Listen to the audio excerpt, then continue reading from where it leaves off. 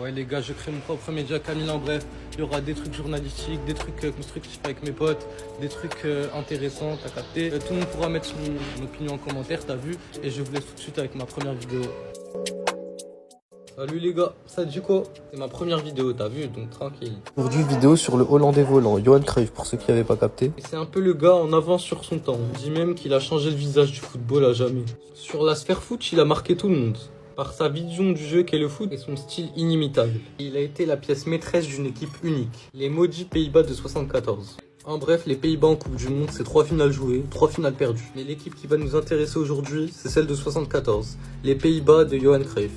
L'équipe la plus marquante de tous les temps, sans doute. Car l'éclosion du foot néerlandais a été précurseur du football d'aujourd'hui. Pour comprendre les prémices de cette épopée néerlandaise, l'Europe du foot a besoin d'un second souffle.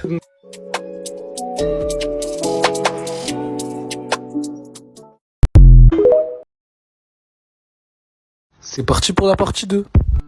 L'Europe du foot a besoin d'un second souffle. Ce second souffle, elle l'aura avec l'apparition de l'Ajax Amsterdam, équipe plaisante à voir jouer.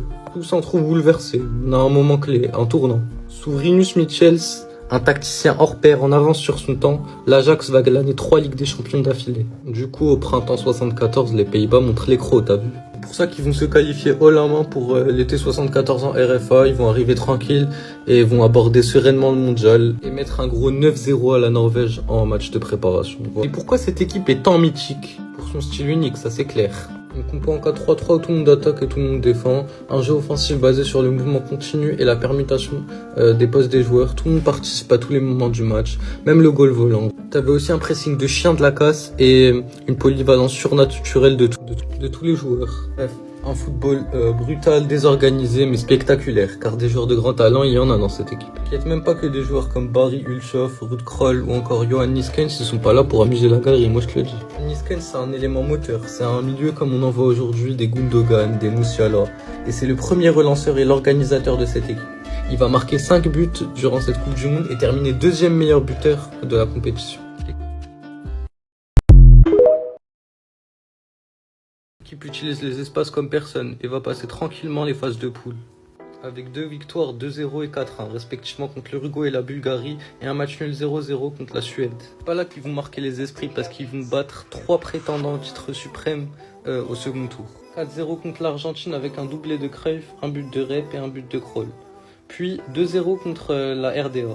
Les Allemands de l'Est avec des buts de Niskens et Ressenbrink. Et pour terminer, ils vont s'offrir une victoire de prestige, la cerise sur le gâteau contre le Brésil, avec des buts de Niskens et Cruyff.